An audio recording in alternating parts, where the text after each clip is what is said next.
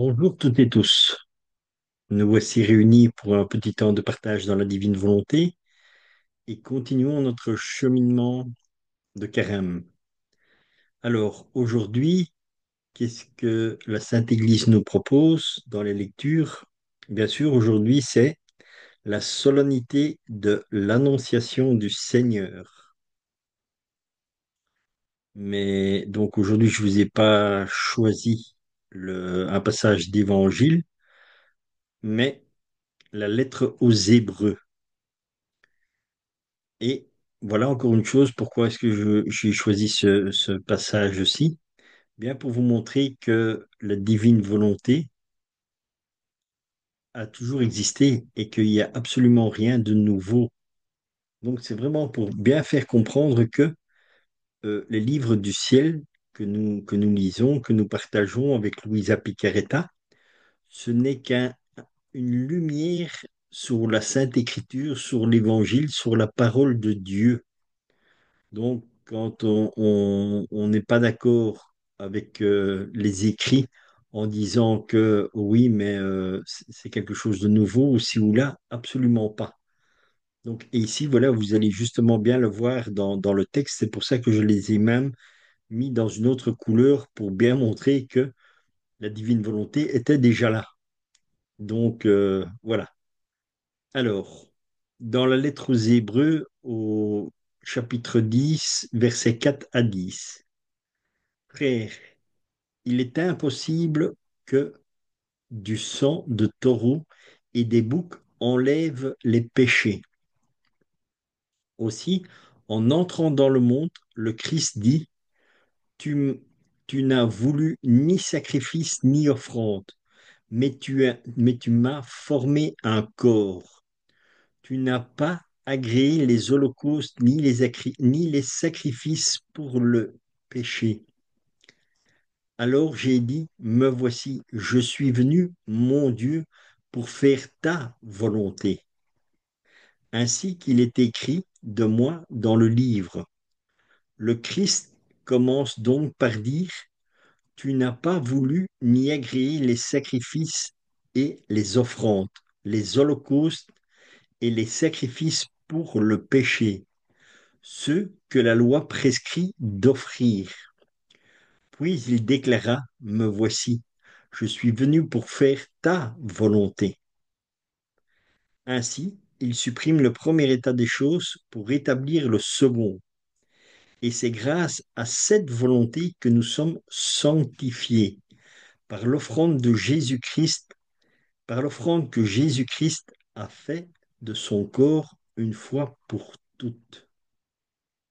Vous voyez comme c'est important. Rien que dans ce petit passage de la lettre aux Hébreux,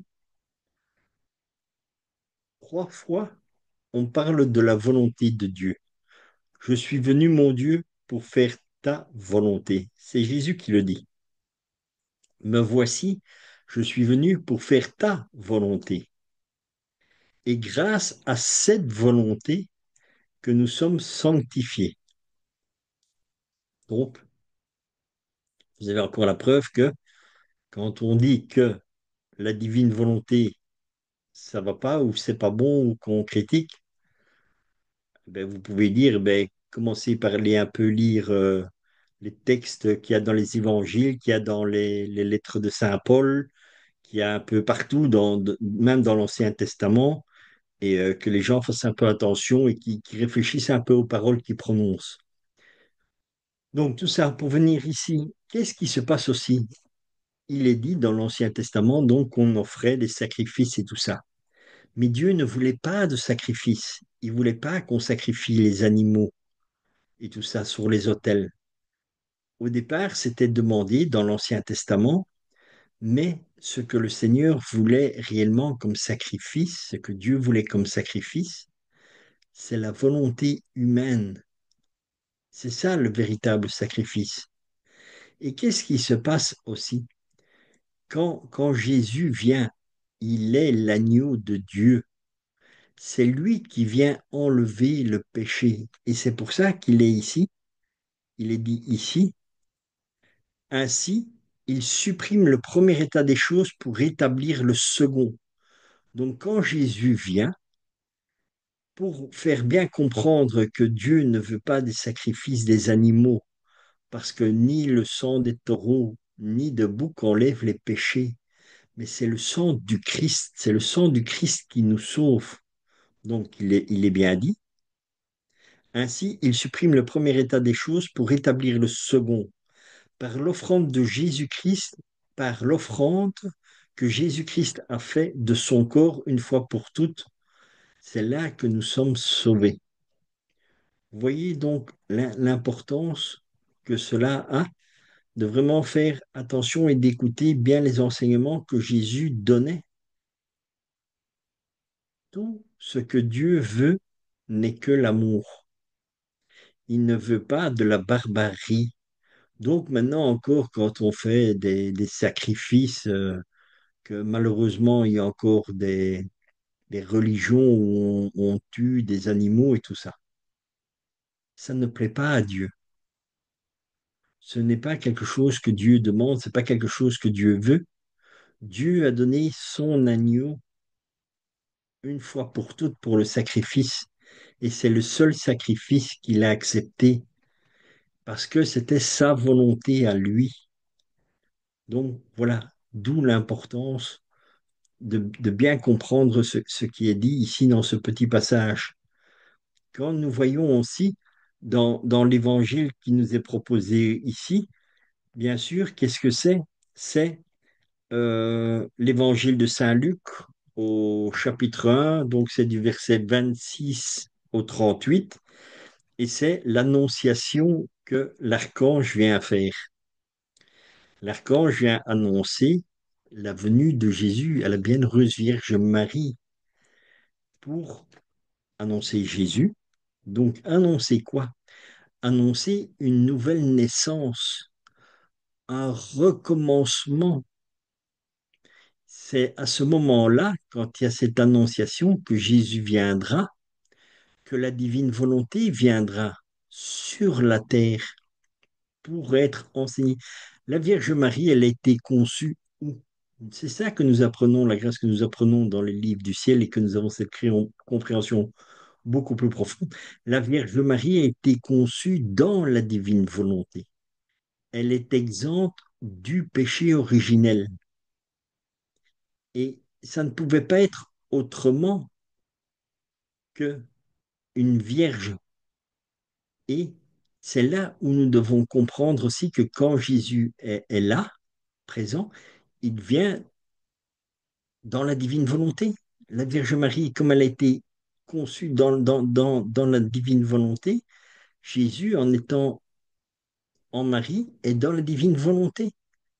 Et il vient faire quoi? Il vient pour naître, pour que nous puissions nous aussi naître à la divine volonté. Sa naissance, nous naissons nous aussi dans la divine volonté. C'est, attention, quand je dis nous naissons dans la divine volonté, déjà de toute éternité, nous sommes dans la divine volonté, pardon. Mais nous ne la comprenions pas, nous n'avons pas cet esprit de vivre dans la divine volonté. Nous avons l'esprit de vivre dans notre volonté humaine, de faire les choses humaines et tout ça, mais c'est là où nous nous perdons. Et c'est pour ça que Jésus vient. Jésus vient sur la terre pour nous racheter, pour faire d'abord, pour refaire cette alliance entre nous et Dieu, pour refaire, avant qu'il refasse même cette alliance, il est venu vraiment pour refaire toutes nos vies dans la divine volonté, la vie de chaque créature. C'est pour ça que Jésus vient en premier lieu et en second lieu pour nous sauver, dans le sens que, attention, peut-être que pour bien comprendre ce que je veux dire, c'est il est venu nous sauver, mais avant qu'il est venu nous sauver, la première chose donc que je dis, parce que j'ai dit peut-être une petite bêtise ici, c'est donc Jésus est en premier lieu revenu pour refaire notre vie dans la divine volonté. Et en second lieu, donc comme il est là, il refait cette alliance entre l'humanité et Dieu. Et en faisant le lien entre la la nouvelle alliance, c'est ça exactement le mot exact, c'est Jésus est venu faire la nouvelle alliance entre Dieu et son peuple. Et cette alliance, elle est scellée comment, au final, pour que nous soyons sauvés par son sang. Et c'est ça qu'il dit. Puis il déclara, me voici, je suis venu pour faire ta volonté. Et c'est grâce à cette volonté que nous sommes sanctifiés par l'offrande que Jésus-Christ a faite de son corps une fois pour toutes. Donc, c'est pour ça que Jésus est venu sur la terre. Donc, il est venu pour refaire la vie de chaque être humain dans la divine volonté. Il est venu pour faire cette nouvelle alliance entre nous et Dieu, et il nous a sauvés par sa mort sur la croix, par son sang, par son sacrifice à lui. Donc, tout ce que Dieu a fait était la volonté du Père pour nous sauver, nous. Et de par ces grâces-là, que nous avons maintenant la grâce de pouvoir vivre dans la divine volonté et comprendre ce qu'est la divine volonté. Tout simplement, c'est là que nous commençons à comprendre et à voir les choses, à voir, à comprendre, à savoir comment est-ce que nous sommes faits à l'image de Dieu. Et c'est pour ça, donc même avec la Vierge Marie et tout ça, on pourrait encore faire des réflexions sur, sur justement la maternité que la Vierge Marie a, même vis-à-vis de nous. Parce que quand Jésus meurt sur la croix, qu'est-ce qu'il dit? Il dit à Jean, voici ta mère. Et puis il dit à la Bienheureuse Vierge Marie, voici ton fils. Donc, qu'est-ce qui se passe? Jésus donne à Jean la Bienheureuse Vierge Marie. La Bienheureuse Vierge Marie est donnée à Jean. Donc, il dit, femme, voici ton fils. D'abord, il dit à Jean, voici ta mère. Donc, il nous donne, nous, l'humanité. Et en plus, comme Jean est un prêtre, puisqu'il est un des 12 apôtres, donc c'est un des qui est dans les fondateurs de l'Église que Jésus a instauré sur Pierre. Donc, il donne sa mère à l'Église, il donne sa mère à l'humanité, et, et sa mère nous est donnée. Vous voyez, donc c'est un échange, et c'est un échange de quoi? En même temps, c'est un échange de la divine volonté. Nous, je pense que si on réfléchit, mais ça, attention, ça, ce n'est que ma propre réflexion en moi. Je pense que quand Jésus dit femme, voici ton fils, c'est vraiment pour faire comprendre que euh, Jean, en étant donné à Marie, c'est aussi pour nous faire comprendre que nous donnons notre volonté à la divine volonté, puisque Marie vit dans la divine volonté et a été créée dans la divine volonté.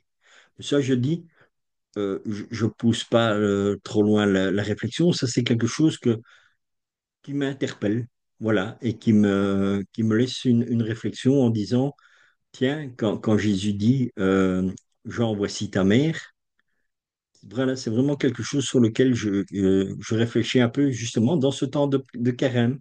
C'est vraiment le moment pour avoir toutes ces réflexions sur l'écriture, sur les paroles de Jésus et de voir où est-ce que on a cette compréhension de la divine volonté.